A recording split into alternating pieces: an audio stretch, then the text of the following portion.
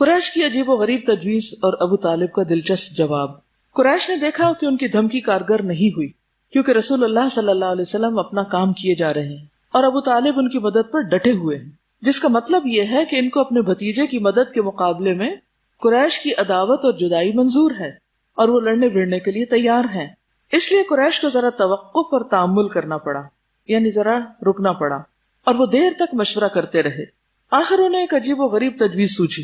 قریش میں ایک شخص عمارہ بن ولید تھا، بڑا خوبصورت اور بانکا نوجوان اور جوانوں کا سردار۔ یہ لوگ اسے ساتھ لے کر ابو طالب کے پاس آئے اور کہا، ابو طالب، اس نوجوان کو ہم سے لے لیجئے اور اپنا لڑکا قرار دے لیجئے، یعنی اس کو اپنا بیٹا بنا لیجئے اور اسے اپنا لڑکا قرار دے لیجئے، آپ اس کی مدد بھی کیجئے اور دیت بھی لیجئے اور ہمیں اس کے بدلے اپنا بھتیجا دے دیجئے۔ چال کیسی تھی آپ دیکھیے، ایکسچینج کرنا چاہتے تھے کہ یہ نوجوان لے لیں، اس سے دل بہلائیں اور اپنا بچہ ہمیں دے دیں، جو آپ کے دین اور آپ کے باپ دادا کے دین کا مخالف ہے۔ کس طرح ان کو بھڑکا رہے ہیں، اور جس نے آپ کی قوم میں پھوٹ ڈال رکھی ہے اور ان کی عقلوں کو معوف قرار دے رکھا ہے کہ یہ سوچتے سمجھتے نہیں اور باپ دادا کی پیروی کرتے ہیں۔ ہم اسے لے جا کر قتل کریں گے۔ بس یہ ایک آدمی کے بدلے ایک آدمی کا معاملہ ہوا، یعنی یہ لڑکا لے کے اپنا لڑکا دے دیں اور ہم اس کو ٹھکانے لگاتے ہیں۔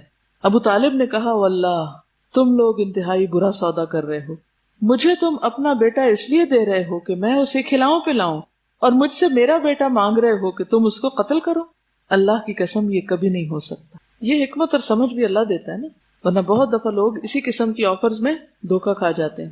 جیسے آخرت کے بدلے دنیا کی جب پیشکش آتی ہے تو عموماً اسی قسم کا دھوکہ انسان کھاتا ہے۔ اس وقت انسان یہ نہیں سوچتا کہ واللہ میں دنیا کی حقیر چیز لے کر اپنی آخرت برباد کر لوں، یہ نہیں ہو سکتا۔ ہر وہ کام جو ہم کرنا نہیں چاہتے اس میں اسی قسم کے دھوکے ہمیں نش دیتا ہے، ظاہری وقتی فوری فائدہ دکھا کے باقی چیزیں پیچھے ڈال دیتا ہے۔ نبی صلی اللہ علیہ وسلم کا یہ جو قول ہے کہ میرے دائیں ہاتھ پہ سورج اور بائیں پہ چاند رکھ دو تو بھی باز نہیں آؤں گا، اس سے کیا پتہ چلتا ہے کہ کتنی زبردست ڈٹرمنیشن تھی، کتنی زبردست استقامت تھی کہ دنیا کی چیزیں تو دنیا کی چیزیں ہیں۔ ہم تو عام طور پہ کہتے ہیں نا آسمان کے تارے توڑ لانا، انہوں نے تاروں کی بات نہیں کی، انہوں نے سورج اور چاند کی بات کی کہ وہ بھی اگر لے آؤ تو نہیں باز آؤں گا۔ اسی استقامت کی وجہ سے پھر ساری تبدیلی آئی۔ سارا عرب مخالف ہے ایک طرح سے، چند لوگ آپ کے ساتھ ہیں، وہ بھی ستائے جا رہے ہیں، لیکن چونکہ آپ میں استقامت تھی اس لیے آپ دیکھتے ہیں کہ آپ کے جو ساتھی مسلمان ہوئے ان سب میں بھی استقامت تھی، وہ بھی تکلیفیں برداشت کر کے جمے ہوئے تھے۔ اصل بات یہ ہے کہ آزمائشیں ہر دور میں رہی ہیں۔ حضرت آسیہ کے اوپر کیسی کیسی آزمائشیں آئیں فرعون کی طرف سے، لیکن اس کے باوجود وہ جمی رہی، اور وہ بھی بہت ناز و نام میں پلی شہزادی تھی، لیکن کس طرح اس نے بھی جنت کی دعا کی اور کہا کہ مجھے ظالم قوم سے نجات دے۔ کہا جاتا ہے کہ فرعون اس کے ہاتھ میں کیل ٹھکوا دیتا تھا اور جسمانی اذیتیں بھی دیتا تھا۔ اسی طرح جادوگروں کے ساتھ بھی جو معاملہ کیا گیا جو بھی اس کے دور کے تھے، اور نبی صلی اللہ علیہ وسلم کے سامنے جب کسی نے آ کے تھوڑی سی شکایت کی تو آپ نے فرمایا کہ تمہیں نہیں معلوم کہ پہلی قوموں کے ساتھ کیا ہوا، کہ ان میں سے ایک کو زمین میں گاڑ کے اس کے اوپر آرا پھیر دیا جاتا تھا اور 2 ٹکڑے کر دیا جاتا تھا، لیکن پھر بھی وہ اس دین سے باز نہیں آتا تھا۔ تو بات یہ ہے کہ نبی صلی اللہ علیہ وسلم نے فرمایا ہے کہ اللہ تعالیٰ جب کسی قوم سے محبت کرتا ہے تو انہیں آزمائش میں مبتلا کرتا ہے، یعنی کسی بھی قسم کی آزمائش جو ہوتی ہے یہ دراصل ان ادر ورڈز اللہ کی محبت کی علامت ہوتی ہے۔ ہم عام طور پر کہتے ہیں نا کہ ہم اللہ سے محبت کرتے ہیں، اللہ تعالیٰ کوئی نشانی دکھا کہ تو بھی ہم سے محبت کرتا ہے، مانگتے ہیں کہ نہیں؟ اور اس سے ہماری مراد کیا ہوتی ہے، نشانی کون سی دیکھنے کی؟ کہ کوئی زندگی میں بہت بڑی قسم کی نعمت ہمیں مل جائے تو ہم پھر مانیں گے کہ ہاں اللہ نے پسندیدہ چیزیں یا ہماری مرضی کی چیزیں، یا ہمیں کوئی مرضی کا ہمارا کوئی کام ہو جائے، کوئی چیز ہمیں مل جائے تو ہم کہتے ہیں اللہ واقعی ہم سے بڑی محبت کرتا ہے، اس لیے ہمیں یہ خوشی یا کامیابی یا جو بھی ہم زندگی میں چاہتے ہیں وہ مل گیا۔ لیکن یہاں پر آپ دیکھیے کہ بات اس سے کہیں آگے ہے کہ اللہ انسانوں کو ان کی محبت کی وجہ سے نہیں، جس سے محبت کرتا ہے اس کو آزماتا ہے، پھر جو شخص صبر کرتا ہے اسے صبر ملتا ہے، من یتصبر یصبرہ اللہ، اور جو شخص جزا فضا کرتا ہے اس کے لیے جزا فضا ہی ہے، پھر وہ روتا ہی رہتا ہے، پھر وہ کمپلینٹس ہی کرتا رہتا ہے۔ اس لیے آپ نے دیکھا ہوگا کہ 2 طرح کے لوگ ہوتے ہیں، ایک وہ جو تکلیف آنے پر صبر کر جاتے ہیں پھر بھی اپنا نوبل کیریکٹر جو ہے اس کو نہیں چھوڑتے، اور کچھ لوگ بالکل اس کے برعکس معاملہ کرتے ہیں۔ پھر یہ ہے کہ تکلیف جو ہے یہ درجات کی بلندی کا ذریعہ بھی ہے۔ نبی صلی اللہ علیہ وسلم نے فرمایا کہ جب کسی مومن کو کوئی کانٹا بھی چبھتا ہے یا اس سے زیادہ کچھ تکلیف پہنچتی تو اللہ تعالیٰ اس کے بدلے میں اس کا ایک درجہ بلند کر دیتا ہے، یعنی پہلے سے زیادہ اس کی ترقی ہو جاتی. دنیا میں کسی نوکری میں انسان کا کوئی گریڈ بڑھے، کوئی درجہ بڑھے، پروموشن ہو تو انسان کتنا خوش ہوتا ہے. لیکن اللہ کے ہاں پروموشنز عام طور پر صرف اچھے کام کر کے ہی نہیں بلکہ آزمائشوں میں صبر کرنے پر ملتی. ایک اور حدیث میں آتا ہے کہ ہر آدمی کا اللہ کے پاس ایک مقام ہوتا ہے، یعنی ہر ایک اپنے اپنے لیول پر، ایک ایک ڈگری پر. ہم نہیں پتا کہ ہم اس لائن میں کس درجے پہ کھڑے ہیں. ہر ایک کا اللہ کی نگاہ میں ایک مقام. اس کو سمجھنے کے لیے آپ تھوڑی دیر کے لیے دیکھیں کہ جیسے آپ کے مثلاً اولاد ہے، بچے ہیں، یا رشتہ دار ہیں، یا دوست ہیں، یا میل جول کے لوگ ہیں، ان سب کا آپ کے دل میں ایک الگ مقام ہوتا ہے نا. یہ کہاں سے آتا ہے، کیسے ہوتا ہے؟ وہ اوپر نیچے بھی ہوتا رہتا ہے لیکن ہوتا ہے نا. تو جس طرح دنیا میں لوگ اپنے اخلاق کے، ایمان کے مختلف درجوں پر ہیں، اسی طرح اللہ کے ہاں بھی ان کے کچھ درجے ہیں جسے وہ اپنے عمل سے نہیں پا سکتا. چنانچہ اللہ تعالیٰ اسے آزمائش میں مبتلا کرتے ہیں جسے وہ ناپسند کرتا ہے. یعنی بندہ کبھی بھی آزمائش پہ خوش نہیں ہوتا یہاں تک کہ وہ اس مقام کو پا لیتا ہے. یعنی اللہ تعالیٰ نے بندوں کے لیے خاص درجے رکھے ہیں نا، اور ادھر ان کو آزما کے ان درجوں تک لے جانا چاہتا ہے. اچھا، ہم وہی حوصلہ ہارنے لگتے ہیں کہ بس کافی ہے، کب ختم ہوگی آزمائش؟ اور اللہ تعالیٰ نے ایک درجہ یا ایک وقت رکھا ہوا ہے کہ جب وہ اس پہ پہنچو گے تو ختم ہوگی، نہیں تو واپس نیچے.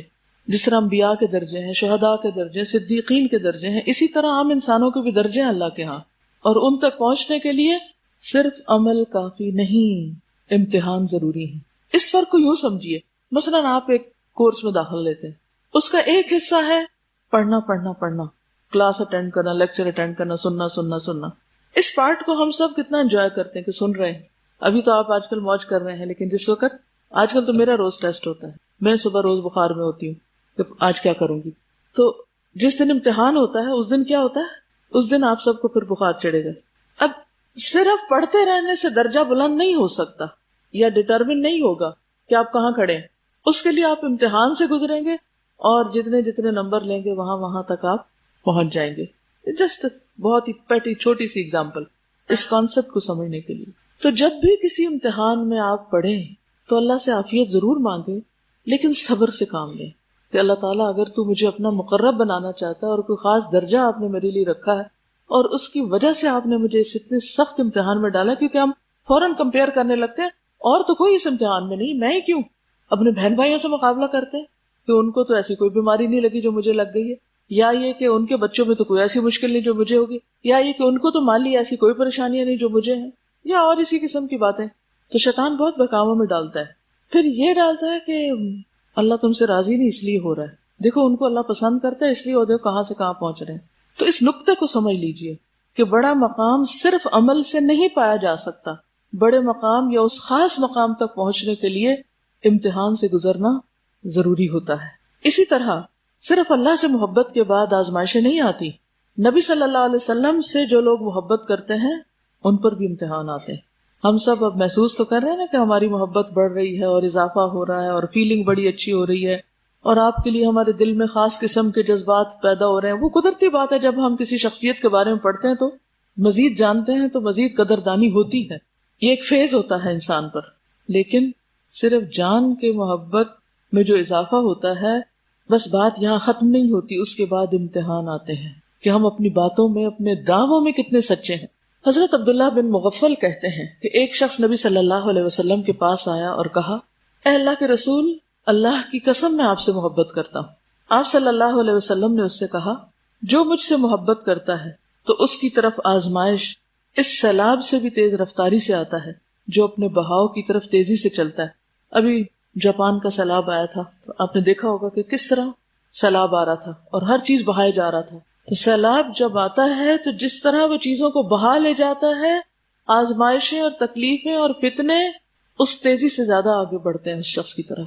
روز ستایا جاتا، تکلیفیں ہی تکلیفیں. میں جب پی ایچ ڈی کے لیے جانے لگی تو ہوتا ہے نا کہ ہم سب ایک تکلف کرتے ہیں اور بزرگوں سے کہتے ہیں ذرا کوئی نصیحت کر دے، اور ہم سوچتے ہیں وہ ہمیں پیاری پیاری باتیں کریں گے اور ہمارا دل رکھیں گے کہ ہم اداس ہو رہے ہیں کہ چھوڑ کے جا رہے ہیں گھر بار. اور مجھے کچھ اندازہ نہیں تھا، انتہائی بے وقوف تھی. تو میں نے ٹیپ ریکارڈر اٹھایا اور اپنے والد کے پاس جا کے بیٹھ گئی کہ اچھا اب میں جا رہی ہوں تو آپ مجھے کوئی نصیحت کریں. وہ آج بھی ریکارڈنگ ہے میرے پاس، اگر مجھے ملی تو میں سنواؤں گی آپ کو. 1985 کی بات ہے. تو انہوں نے ایک کتاب اٹھائی اور یہ حدیث نکال لی کیونکہ میں حدیث میں PhD کرنے جا رہی تھی، تو اللہ کے رسول صلی اللہ علیہ وسلم سے محبت اور اس کے دعوے بہت تھے. تو انہوں نے کہا کہ جو شخص نبی صلی اللہ علیہ وسلم سے محبت کرتا ہے، آزمائشیں اس کی طرف سیلاب سے بھی زیادہ تیزی سے بڑھتی. اور بات ان کی بالکل درست تھی.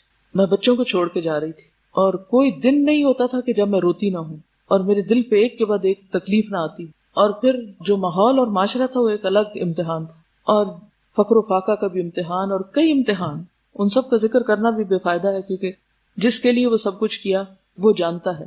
لیکن اس حدیث کے سننے نے مجھے بہت فائدہ دیا کہ جو اللہ سے محبت کرے گا، رسول سے محبت کرے گا، آزمائشیں اس کی طرف تیزی سے بڑھیں گی، اور اس کے لیے تیار رہنا. یہ دعویٰ آسان نہیں ہے، محبت کا دعویٰ کہنا بہت آسان ہے، کہنے کو سبھی کہتے ہیں، لیکن جب اس راستے میں تکلیفیں آتی ہیں تو پھر استقامت پھر وہ کم لوگوں کے حصے میں آتی ہے. ایک اور چیز جو انسان کو بہت فائدہ دیتی ہے وہ یہ کہ آزمائش انسان کو گناہوں سے پاک کرتی ہے، میل کچیل انسان کا صاف کرتی، انسان کی روحانی ترقی اور تزکیے کا ذریعہ بنتی. حضرت ابو ہریرہ سے روایت ہے، رسول اللہ صلی اللہ علیہ وسلم نے فرمایا، مومن مرد اور عورت پر ہمیشہ آزمائش رہتی ہے، کبھی اس کی ذات میں، کبھی اولاد میں، کبھی مال میں، یہاں تک کہ جب وہ اللہ تعالیٰ سے ملاقات کرتا ہے. یعنی اللہ سے ملاقات کا ہم سب کو شوق ہے، ہم دعائیں کرتے ہیں، وَأَسْأَلُكَ لَذَّةَ النَّظَرِ إِلَىٰ وَجْهِكَ، کتنی ہم سب دعائیں کرتے ہیں اور ہمیں بڑا شوق ہے کہ ہم اللہ تعالیٰ سے ملاقات کریں اور اس کو دیکھیں. تو جب دنیا میں کسی بڑے کے سامنے جا کے کھڑے ہونا تو کپڑے بدل کے جاتے ہیں، ذرا صاف ستھرے ہو کے جاتے ہیں، تیار ہو کے جاتے ہیں. تو اللہ کے سامنے جب انسان جا کے کھڑا ہوتا ہے تو اس کو صرف ظاہری صفائی نہیں چاہیے، اندر کی صفائی بھی چاہیے ہوتی ہے. تو جس کے اندر ایمان ہوگا اس کو کبھی ذات میں، کبھی اولاد میں، کبھی مال میں، یہاں تک کہ جب وہ اللہ سے ملاقات کرتا ہے تو گناہوں سے پاک ہوتا ہے، یعنی موت کے وقت بھی پاک ہوتا ہے اور جب اللہ کے حضور حاضر ہوگا اس وقت بھی. حضرت مصعب بن سعد اپنے والد سے روایت کرتے ہیں کہ میں نے عرض کیا، اے اللہ کے رسول صلی اللہ علیہ وسلم، کون لوگ زیادہ آزمائش میں ڈالے جاتے ہیں؟ آپ نے فرمایا، انبیاء، پھر ان کے مثل اور پھر ان کے مثل. پھر انسان اپنے دین کے مطابق آزمائش میں مبتلا کیا جاتا ہے. اگر دین پر سختی سے کار بند ہو تو سخت آزمائش ہوتی، اور اگر دین میں نرم ہو تو آزمائش بھی اس کے مطابق ہوتی. پھر وہ آزمائش اسے اس وقت چھوڑتی ہے جب بندہ زمین پر اس حال میں چلنے لگتا ہے کہ اس پر کوئی گناہ نہیں ہوتا. یعنی وہ آزمائش اس کو تپاتی رہتی، بھٹی میں پکاتی رہتی ہے، حتیٰ کہ وہ بالکل صاف ہو جاتا ہے، سب آلائشوں سے صاف ہو جاتا ہے. اور یہ ایک حقیقت ہے کہ جب تک انسان تکلیفوں سے نہیں گزرتا، جان کی، مال کی، اولاد کی، دوسرے انسانوں کی، اپنے آس پاس کے انسانوں کی طرف سے آنے والے امتحانوں اور آزمائشوں سے جب تک نہیں گزرتا، اور بعض اوقات بالکل اپنے پیاروں کی طرف سے جب تک آزمائش نہیں آتی کہ جن پر انسان کو بڑا مان ہوتا ہے، جب تک وہ دل نہیں توڑتے اس وقت تک انسان اللہ کے لیے خالص ہوتا ہی نہیں. جب تک ہمیں دنیاوی سہارے ملتے رہتے ہیں، ہم اللہ کی طرف راغب تو ہوتے ہیں، لیکن کس طرح کا راغب ہونا؟ ملا جلا، کچا پکا، آدھے ادھر آدھے ادھر. نماز میں بھی کھڑے ہیں تو آدھا ادھر دھیان آدھا ادھر. لیکن جب بندے توڑتے ہیں نا آپ کو، پھر آپ پورے کے پورے اللہ کے لیے ہو جاتے ہیں. پھر یہ کہ جتنی بڑی آزمائش ہوتی ہے اتنا بڑا اجر ہوتا ہے. حضرت انس رضی اللہ عنہ سے روایت ہے کہ رسول اللہ صلی اللہ علیہ وسلم نے فرمایا، زیادہ ثواب بڑی آزمائش کے ساتھ ہے، زیادہ ثواب بڑی آزمائش کے ساتھ ہے. اللہ تعالیٰ جب کسی قوم سے محبت کرتا ہے تو انہیں آزمائش میں مبتلا کر دیتا ہے. بس جو راضی ہو جائے اس کے لیے رضا، جو ناراض ہو جائے اس کے لیے ناراضگی. یعنی اس میں بھی خطرہ ہے کہ اگر ہم اللہ کی طرف سے آئی ہوئی آزمائش پہ ناراض ہوتے ہیں کہ وائی می، مجھے کیوں تو نے اس امتحان میں ڈالا، اور اللہ کے بارے میں بدگمان ہونے لگے اور اللہ سے دور ہونے لگے، تو پھر اللہ تعالیٰ بھی اسے اپنے سے دور کر دیتا ہے. ہم سب یہ بات بھی جانتے ہیں کہ جنت کس میں گھری ہوئی ہے؟ آزمائشوں میں گھری ہوئی، نفس کے خلاف چیزوں میں گھری ہوئی. ہم میں سے ایک جنت کا شوق رکھتا ہے، لیکن جنت کا راستہ جاتا ہی تکلیفوں کے بیچ میں سے. تو جنت تکلیفوں سے گھری اور دوزخ نفسانی خواہشات سے. انسان نفس کی خواہشیں پوری کرتا رہتا ہے حتیٰ کہ جا اس گڑھے میں گرتا ہے.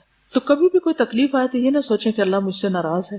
اور خصوصاً اگر دین پر عمل کرنے، دین پر چلنے، دین کا کام کرنے، اور پھر جو کام جتنا بڑا ہوگا اس کے لیے اتنی بڑی رکاوٹ، اتنی بڑی آزمائش، جتنا بڑا دعویٰ اتنا بڑا امتحان، اور اس سے بچ کوئی بھی نہیں سکتا، کیونکہ اس سے نکلے بغیر اس مقام تک پہنچا نہیں جا سکتا.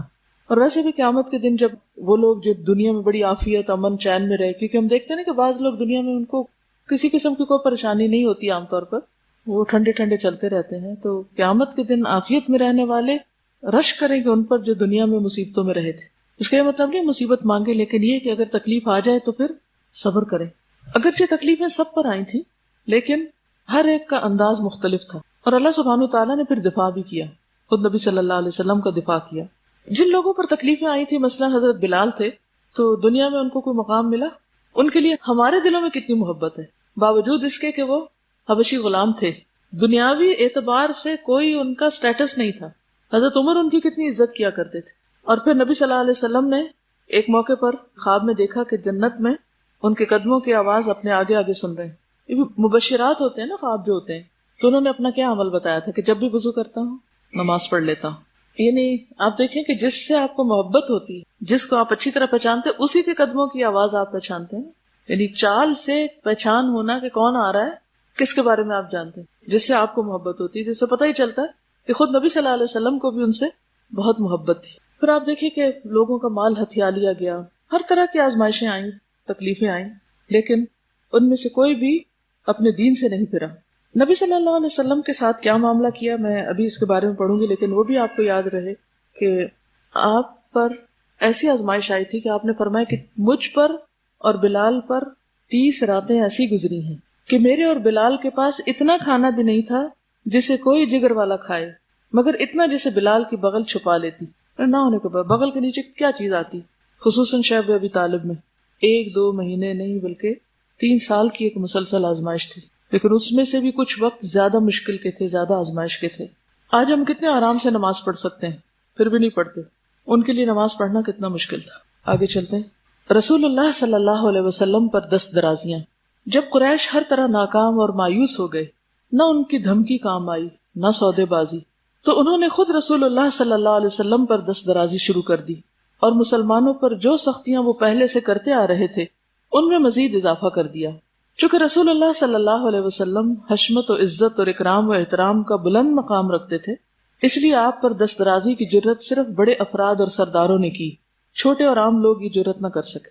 آپ صلی اللہ علیہ وسلم کو گھر کے اندر جو لوگ تکلیف دیتے تھے ان کے نام یہ ہیں: ابو لہب، حکم بن ابی العاص بن امیہ، عقبہ بن ابو معیط، عدی بن حمراء ثقفی، ابن الاسداء ہذلی. یہ سب آپ کے پڑوسی تھے. جب آپ نماز پڑھنے کھڑے ہوتے تو ان میں سے کوئی شخص بکری کی بچہ دانی اٹھا کر آپ پر پھینک دیتا. جب ہانڈی چولہے پر چڑھی ہوتی تو اس ہانڈی میں پھینک دیتا، یعنی کھانا خراب کر دیتا. آپ جواب میں صرف اتنا کرتے کہ اسے لکڑی پر اٹھا کر لاتے اور دروازے پر کھڑے ہو کر کہتے: اے بنو عبد مناف، یہ کیسا پڑوس ہے، پھر اسے راستے میں پھینک دیتے. امیہ بن خلف جب آپ کو دیکھتا تو تان و تشنیع کرتا، آنکھیں مار مار کر ان سے اشارے کرتا اور لوگوں کو ہشکارتا، یعنی اوروں کو بھی ساتھ ملا لیتا. اسی طرح اس کا بھائی ابی بن خلف دھمکیاں دیتا ہوا کہتا: اے محمد، میرے پاس عود نامی گھوڑا ہے جسے روزانہ 3 صاع خوراک کھلاتا ہوں، اسی پر سوار ہو کر تجھے قتل کروں گا. بالآخر آپ صلی اللہ علیہ وسلم نے ایک بار فرمایا: بل انا اقتلک انشاء اللہ، بلکہ انشاءاللہ میں تجھے قتل کروں گا. اور ایسا ہی ہوا کہ احد میں آپ ہی نے اسے قتل کیا. ایک روز یہی ابی بن خلف ایک بوسیدہ ہڈی لایا اور اسے توڑ کر رسول اللہ صلی اللہ علیہ وسلم کے چہرے کی طرف پھینک دیا. ایک بار عقبہ بن ابی معیط نے نبی صلی اللہ علیہ وسلم کے پاس بیٹھ کر کچھ سنا. یہ بات اس کے دوست ابی بن خلف کو معلوم ہوئی تو اس نے عتاب کیا اور کہا، یعنی ڈانٹا اور کہا: جاؤ نبی صلی اللہ علیہ وسلم کے چہرے پر تھوک کر آؤ. تو اس نے ایسا ہی کیا پیئر پریشر میں. ابو لہب تو پہلے ہی دن سے آپ کا دشمن تھا اور آپ کے در پہ آزار رہا کرتا تھا. اس کے 2 بیٹوں عتبہ اور عتیبہ کے عقد میں نبی صلی اللہ علیہ وسلم کی 2 صاحبزادیاں رقیہ اور ام کلثوم تھیں، یعنی یہ دونوں آپ کے داماد تھے. ابو لہب نے دونوں بیٹوں سے کہا: اگر تم نے محمد کی بیٹیوں کو طلاق نہ دی تو میرا تمہارا آمنا سامنا حرام ہے. اس کی بیوی نے بھی کہا کہ انہیں طلاق دے دو کیونکہ وہ بددین ہو گئی ہیں. چنانچہ انہوں نے طلاق دے دی. کسی کی بیٹی طلاق پا کے گھر آ جائے تو اس گھر کا حال کیا ہوگا، اور وہ بھی کوئی اور وجہ نہیں سوائے دین کے. ابو لہب کی بیوی ام جمیل اروا بنت حرب بھی رسول اللہ صلی اللہ علیہ وسلم کی کٹر دشمن تھی. وہ کانٹے دار ڈالیاں لا کر رات کو آپ کے راستے میں ڈال دیتی کہ آپ اور آپ کے ساتھی زخمی ہو جائیں. اسے سورت تبت یدا ابی لہب نازل ہونے کا پتہ چلا، یعنی اس کو ام جمیل کو تبت یدا ابی لہب نازل ہونے کا پتہ چلا تو ہتھیلی میں پتھر رکھ کر رسول اللہ صلی اللہ علیہ وسلم کی تلاش میں نکلی. آپ خانہ کعبہ کے پاس ابو بکر کے ساتھ تشریف فرما تھے. اللہ نے اس کی آنکھوں پر پردہ ڈال دیا، چنانچہ وہ صرف حضرت ابو بکر ہی کو دیکھ رہی تھی. کہنے لگی: تمہارا ساتھی کہاں گیا؟ مجھے معلوم ہوا ہے کہ وہ میری حجب کرتا ہے. واللہ اگر اسے پالوں تو یہی پتھر اس کے منہ پر دے ماروں. سن لو میں بھی شاعرہ ہوں. اس کے خیال میں نبی صلی اللہ علیہ وسلم جو کچھ فرما رہے تھے وہ کیا تھا؟ شاعری. تو مقابلہ کرنے لگی. اس کے بعد یہ کہہ کر چلی گئی مذممن عصینا وامرہ ابینا ودینہ قلینا. ہم نے مذمم کی نافرمانی کی، اس کی بات کا انکار کیا اور اس کے دین کو نفرت سے چھوڑ دیا. ابو بکر نے کہا یا رسول اللہ کیا اس نے آپ کو نہیں دیکھا؟ آپ نے فرمایا ما رأتنی لقد اخذ اللہ ببصرہا. وہ مجھے نہیں دیکھ سکی اس لیے کہ اللہ تعالیٰ نے اس کی نگاہ پکڑ لی تھی. یعنی کس طرح اللہ سبحانہ وتعالیٰ آپ کو بچا رہا تھا. قرآن مجید میں بھی آتا نا واللہ یعصمک من الناس. گویا جب اللہ تعالیٰ کسی کام کا ارادہ کر لیتا ہے تو کوئی اس کو روک نہیں سکتا. کسی کی بھی مخالفت کوئی نقصان نہیں دے سکتی. ہاں وقتی طور پر انسان کے لیے امتحان ضرور ہوتی. قریش نے نبی صلی اللہ علیہ وسلم کو گالی دینے اور برا بھلا کہنے کا ایک طریقہ یہ بھی ایجاد کر رکھا تھا کہ وہ آپ کو محمد کی بجائے مزمم کہتے تھے، جس کے معنی محمد کے بالکل الٹ ہے. محمد کا معنی ہے وہ شخص جس کی خوب تعریف کی گئی ہو، اور مزمم کا معنی ہے وہ شخص جس کی خوب برائی کی گئی ہو. لیکن اللہ نے اسے آپ سے یوں پھیر دیا کہ وہ مزمم نامی آدمی کو گالی دیتے تھے اور آپ کا نام محمد تھا. اخنس بن شریق ثقفی بھی رسول اللہ صلی اللہ علیہ وسلم پر زیادتیاں کرتا تھا، اور ابو جہل کا تو کہنا ہی کیا کہ اس نے آپ کو اللہ کی راہ سے روکنے کا بیڑا اٹھا رکھا تھا. وہ نبی صلی اللہ علیہ وسلم کو اپنی باتوں سے اذیت پہنچاتا، نماز سے روکتا اور اپنی حرکتوں پر فخر اور تکبر کرتا. ایک روز نبی صلی اللہ علیہ وسلم کو نماز پڑھتے ہوئے دیکھ لیا تو سختی پر اتر آیا اور دھمکیاں دینے لگا.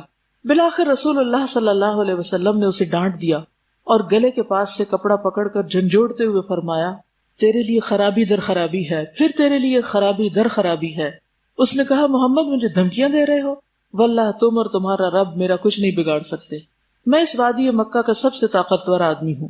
ایک روز اس نے اپنے ساتھیوں سے کہا محمد تمہارے سامنے اپنا چہرہ مٹی پر رکھتا ہے. یعنی نماز کو اس نے کس طرح کس حکارت کے ساتھ مٹی پہ سر رکھنے سے تشبیہ دی. انہوں نے کہا ہاں.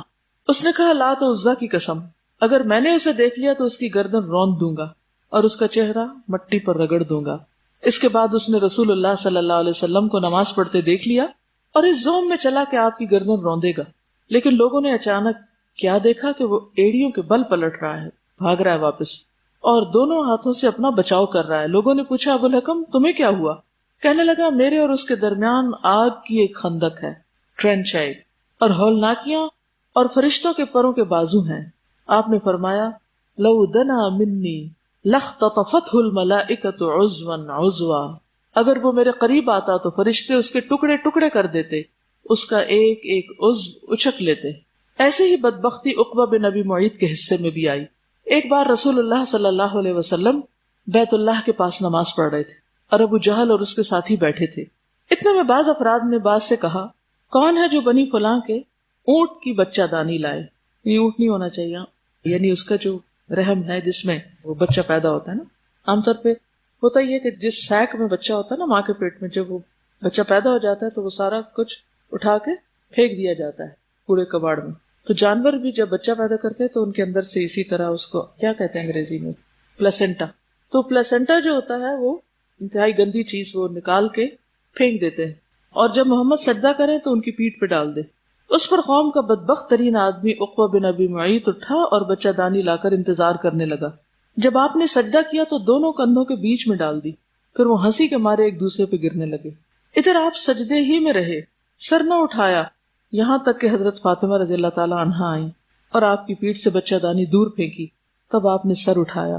سوچئے اس کے اندر جو بھی خون اور گندگی ہوگی وہ ساری رس رس کر نیچے آ رہی ہوگی، لیکن آپ سجدے میں ہی رہے اور فرمایا اللہم علیک بقریش، اے اللہ تو قریش کو پکڑ لے، کیونکہ اب حد سے معاملہ گزرتا جا رہا تھا. یہ بد دعا ان پر شاق گزری کیونکہ ان کا عقیدہ تھا کہ اس شہر میں دعا قبول ہوتی ہے. پھر آپ نے ایک ایک شخص کا نام لے کر بد دعا کی، اللہم علیک بفلان و فلان، اے اللہ فلاں کو پکڑ لے اور فلاں کو. اور ہوا بھی یہی کہ وہ سب کے سب آئندہ بدر کی لڑائی میں مارے گئے. نبی صلی اللہ علیہ وسلم نے اپنی ذات کے لیے کبھی کسی کو بد دعا نہیں دی تھی. یہ نہیں تھا کہ وہ چونکہ آپ کو تنگ کرے تھے تو اس لیے آپ نے کہا. آپ کے الفاظ آپ دیکھیے کہ اللہم علیک بقریش، اللہ اس قریش کو سنبھال لے، اور جو تنگ کر رہے تھے ایک ایک کو کہا کہ اللہ ان کو سنبھال لے، کیونکہ وہ دین کے راستے میں رکاوٹ بنے ہوئے تھے. رسول اللہ صلی اللہ علیہ وسلم سے استہزاء کرنے والے 5 بڑے افراد تھے. ان 5 کے نام خاص طور پر آنے چاہیے. ولید بن مغیرہ مخزومی، اسود بن عبد یغوث زہری، ابو زمعہ اسود بن عبد المطلب اسدی، حارث بن قیس خزاعی اور عاص بن وائل سہمی۔ ان کے بارے میں اللہ تعالیٰ نے رسول اللہ صلی اللہ علیہ وسلم کو بتایا کہ ان کے شر سے بچاؤ کے لیے تنہا اللہ آپ کو کفایت کرے گا، انا کفیناک المستہزئین۔ پھر ان میں سے ہر ایک پر ایسی بلا نازل کی جو عبرت اور نصیحت سے بھرپور تھی۔ چنانچہ ولید کو چند سال پہلے سے تیر کی ایک خراش لگی ہوئی تھی جو بالکل معمولی تھی، مگر جبریل نے اس خراش کے نشان کی طرف اشارہ کر دیا تو وہ پھوٹ پڑی اور کئی سال شدید تکلیف پہنچانے کے بعد جان لیوا ثابت ہوئی۔ اسی طرح اسود بن عبد یغوث کے سر کی طرف حضرت جبریل علیہ السلام نے اشارہ کیا تو اس کو پھوڑے نکل آئے اور انہی پھوڑوں سے اس کی موت واقع ہو گئی۔ کہا جاتا ہے کہ اسے لو لگ گئی تھی۔ یہ بھی کہا جاتا ہے کہ جبریل نے اس کے پیٹ کی طرف اشارہ کیا تھا جس سے اسے استسقاء کی بیماری ہو گئی تھی، پیٹ پھولنے لگ گیا تھا، پانی بھر گیا تھا اس میں۔ اس استسقاء موسیٰ اسے نا یہ لفظ استسقاء پیٹ کی بیماری کر، پیٹ اس قدر پھول گیا کہ بالآخر وہ اسی سے مر گیا۔ اسود بن عبد المطلب نے جب رسول اللہ صلی اللہ علیہ وسلم کو اذیتیں پہنچا پہنچا کر بہت تنگ کر دیا تو آپ نے بد دعا کی، اللہم اعمی بصرہ واثقلہ ولدہ، اے اللہ اس کی نگاہ چھین لے اور اسے لڑکے سے محروم کر دے۔ چنانچہ حضرت جبریل علیہ السلام تشریف لائے اور اس کے چہرے پر کانٹے دار پتے یا ڈالی سے مارا تو اس کی نگاہ جاتی رہی، پھر اس کے لڑکے کو مارا تو وہ مر گیا۔ عاص بن وائل ایک کانٹے دار درخت پر بیٹھ گیا، اس کا کانٹا پاؤں کے تلوے میں چبھ گیا، اس کا زہر سر تک دوڑ گیا، یہاں تک کہ وہ اسی زہر سے مر گیا۔ یہ ان سختیوں کا ایک مختصر سا خاکہ ہے جو کھلم کھلا تبلیغ کے نتیجے میں رسول اللہ صلی اللہ علیہ وسلم اور مسلمانوں پر ٹوٹ پڑی تھی۔ ہوتا یہی ہے کہ اللہ تعالیٰ تھوڑی تھوڑی آزمائشیں ڈالتے، تھوڑی تھوڑی بندہ ان کو برداشت کرتا جاتا ہے، تو پھر ایک وقت آتا ہے کہ بڑی سے بڑی چیز بھی انسان کے لیے قابل برداشت ہو جاتی، پھر انسان اس کو سہ جاتا ہے اور پھر اس سے ایمان کی حلاوت آنے لگتی اگر انسان صبر کرتا ہے۔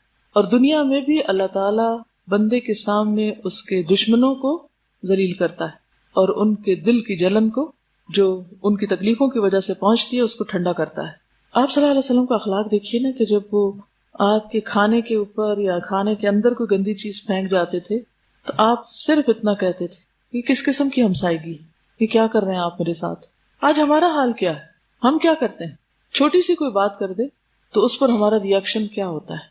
کوئی بات چھوٹی سی بھی مرضی کے خلاف ہو جائے، مثلاً آپ یہاں پر آئے ہیں، کلاس میں آئے، کوئی چیز مرضی کے خلاف ہو گئی جو آپ ایکسپیکٹ نہیں کر رہے تھے، وہ ہو گئی آپ کے ساتھ، ہمارا ری ایکشن کیا ہوتا ہے؟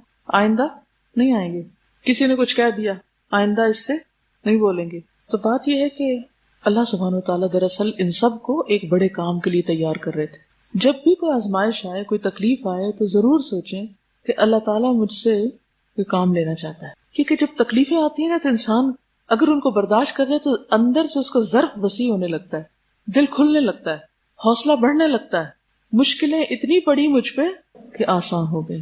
یعنی جب انسان پہ مشکلات آتی ہیں، مثلا اگر کوئی پہلے دن آپ کو گھونسا مارے تو آپ کو لگے گا کہ جیسے مرنے لگے آپ، لیکن آپ نے دیکھا ہوگا کہ یہ جو گھونسا والی لڑائی ہوتی ہے باکسنگ، اس میں کتنا مارتے ہیں، ان کو کوئی اثر ہوتا ہے؟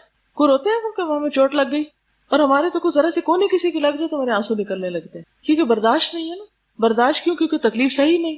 تو تکلیفیں سہتا جائے نا جب انسان، اور صبر کرتا جائے اور استقامت اختیار کرے تو اللہ تعالیٰ پھر اس کو اپنے کام کا بنا لیتے ہیں۔ جیسے موسیٰ علیہ السلام کو کہا تھا نا وَاصْطَنَعْتُكَ لِنَفْسِي، اس پیچیدہ صورتحال کے پیش نظر رسول اللہ صلی اللہ علیہ وسلم نے 2 قدم اٹھائے، پہلا تھا دار الارقم اور دوسرا تھا ہجرت حبشہ۔ کل انشاءاللہ ہم دار ارقم سے شروع کریں گے، آج کے لیے اتنا ہی کافی ہے۔ چلیے اب آپ کچھ کہنا چاہیں تو کہیے۔ جی آپ فرمائیے۔ جی، انسان کا جو مینٹل ایٹیچیوڈ ہوتا ہے نا، اس پہ ڈیپینڈ کرتا ہے کہ وہ تکلیف کیسے لیتا ہے۔ اگر آپ بیٹھے ہو اور آپ کو پیچھے سے کوئی سوئی چبھو دے تو ایک دم آپ کیسے ریئیکٹ کریں گے؟ لیکن جب آپ کو انجیکشن لگ رہا ہوتا ہے، آپ کو پتا ہوتا ہے کہ آپ کے اندر یہ نیڈل جانی ہے، آپ اس کو ایکسیپٹ کر رہے ہوتے ہو کہ ہاں میرے اندر یہ دوا جائے گی تو مجھے اس سے آرام آئے گا، تو آپ بڑے آرام سے اپنا ہاتھ آگے کر دیتے ہیں۔ تو میں یہ سوچ رہی تھی کہ اصل میں ہمارا مسئلہ یہ کہ ہم لوگ جب خالی دنیا کی ایک زندگی گزار رہے ہوتے ہیں، ایک بے شعوری کی زندگی، اس میں ہماری جو کامیابی کے جو معیار ہے وہ یہ ہے کہ کوئی تکلیف نہ ہو اور ٹوٹل کمفرٹ اینڈ کنوینئنس، یہ ہمارے لیے سکسیس ہے۔ تو اس وجہ سے جب ہم دین میں آتے ہیں اور قرآن پڑھتے ہیں سب، تو ہم اس میں ایکسپیکٹ کرتے ہیں کہ اب تو ہم اللہ کے فیوریٹ ہو گئے ہیں، تو اب تو اللہ تعالیٰ ہمیں بہت ہی کمفرٹس پہنچائے ہیں اور اب تو ہمیں بہت ہی وہ ہائی اسٹیٹس ہو۔ ہم اس وجہ سے پھر زیادہ پریشان ہوتے ذرا سی تکلیف پہ۔ مقصد سے ہٹ جاتے ہیں. بالکل. اور ایون میں جب پہلی دفعہ سیرت پڑھ رہی تھی یا بچپن میں جب کبھی اسلامیات کی بکس میں پڑھتے تھے تو مجھے بالکل سمجھ میں نہیں آتا تھا کہ آخر نبی صلی اللہ علیہ وسلم پر اتنی تکلیفیں آ رہی ہیں اور اللہ تعالیٰ دیکھ رہے ہیں تو وہ روک کیوں نہیں رہے انہیں. اتنے مسلمانوں پہ آ رہے ہیں، ٹارچر ہو رہے ہیں اور وہ اللہ تعالیٰ ان کو بچا ہی نہیں رہے. مجھے سمجھ نہیں آتی تھی. اور ہم لوگ چونکہ وہ واقعات کو صرف واقعات کے طور پہ پڑھ لیتے تھے تو اب سمجھ میں آ رہی کہ یہ تو ان کو چونکہ پتا تھا کہ یہ کیوں ہو رہا ہے اور اس کا فائدہ کیا ہے اور ایک مقصد کے لیے تیار کیا جا رہا ہے. ایگزیکٹلی. تو وہ اس وجہ سے وہ اس طرح ریٹیلیٹ نہیں کر رہے، وہ صرف اپنے کام پہ رہے ہیں کہ اگر بلال کوئی آگے سے گالی نہیں ان کو دے رہے، کچھ بھی نہیں کہہ رہے، بس احد کہہ رہے، احد، اپنا کام کر رہے بس. جزاک اللہ خیر. اللہ تعالیٰ ہمیں عمل والا بنائے. جزاکم اللہ خیرا. سبحانک اللہم وبحمدک نشہد ان لا الہ الا انت نستغفرک ونتوب الیک. السلام علیکم ورحمۃ اللہ وبرکاتہ.